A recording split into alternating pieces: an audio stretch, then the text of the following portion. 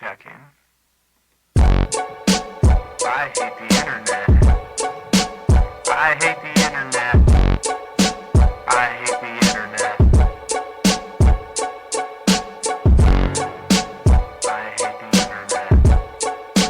I hate the internet. I hate the internet. Welcome to I hate the internet. Recording settings, record level, input. All right, welcome to I Hate the Internet, the only podcast dedicated to hating the internet. My name is Ty H. And I'm Kevin K.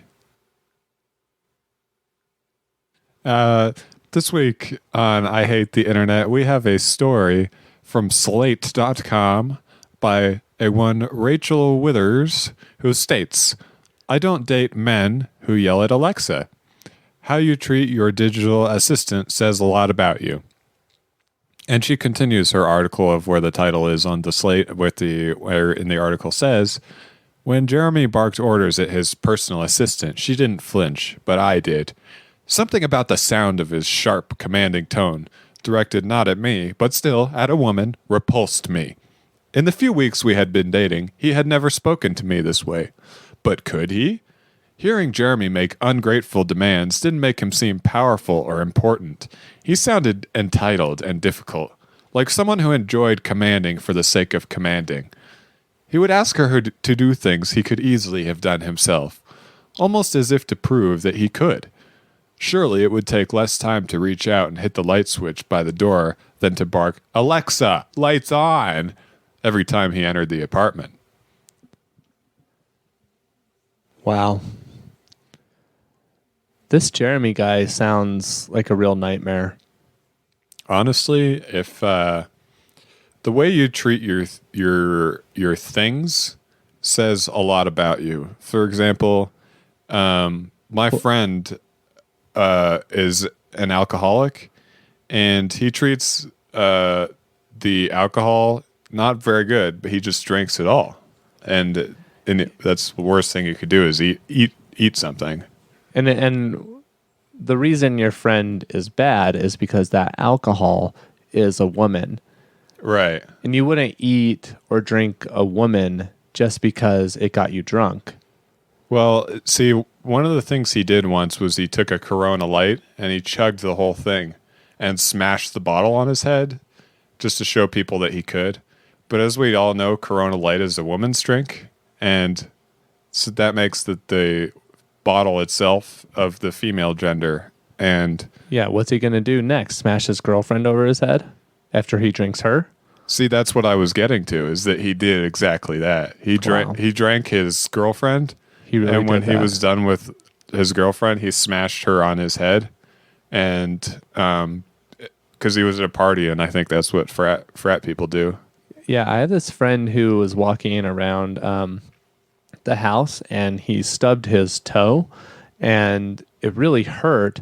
And I saw him raise his fist and punch the wall. Mm-hmm.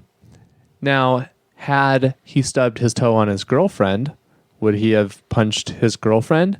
The answer to both those questions is yes, he did stub his toe on his girlfriend, and yes, he did punch her. Oh, wow. You see, the thing that really disturbs me about that story is not him punching his girlfriend, but the fact that his hand, because I know him too, his hand is a female, and he punched the wall, which is also a female.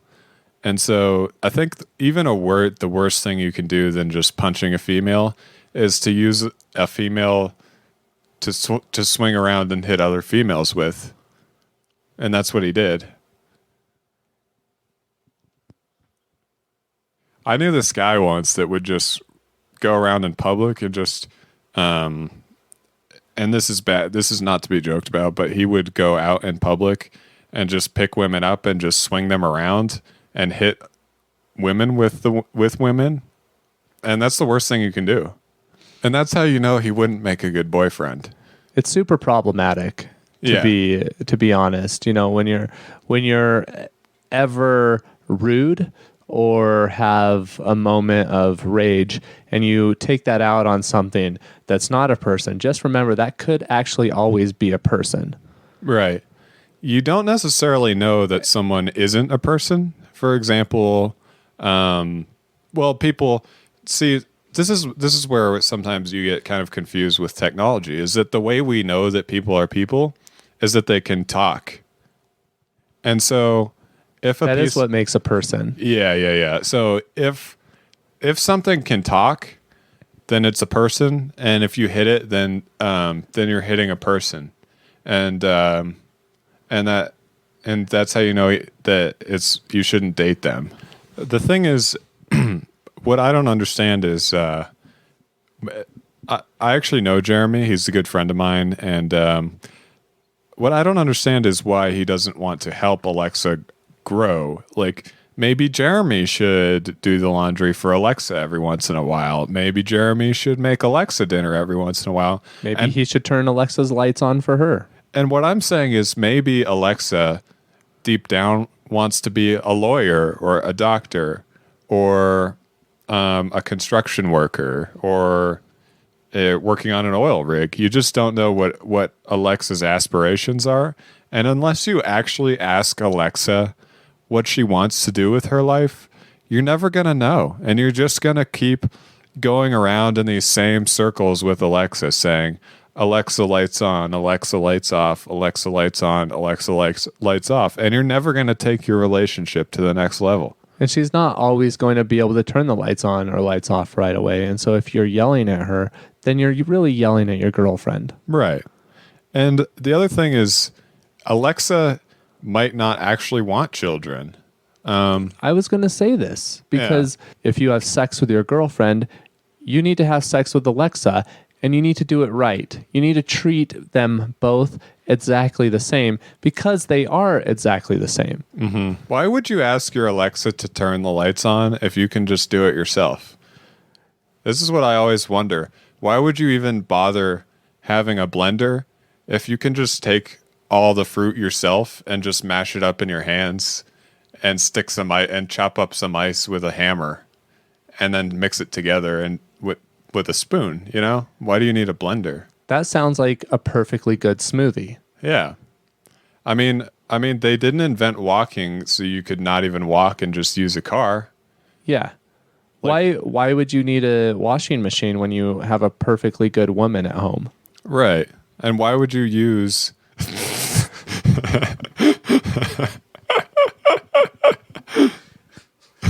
This week's podcast sponsored by Kevin.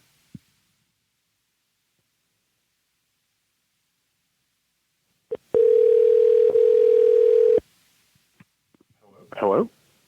Hi, Kevin. This is Kevin. I'd just like to thank you for sponsoring our podcast. I'm sorry, what podcast? Who's this? Oh, this is Tyrell. Sorry. I'm sitting right next to you. I don't think I sponsored a podcast. Can I get some more information, or can I take down a name and number so I can contact my supervisor? Well, I really just wanted to thank you for sponsoring the podcast.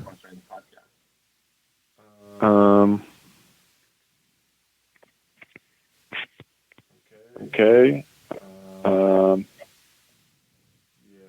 Yeah.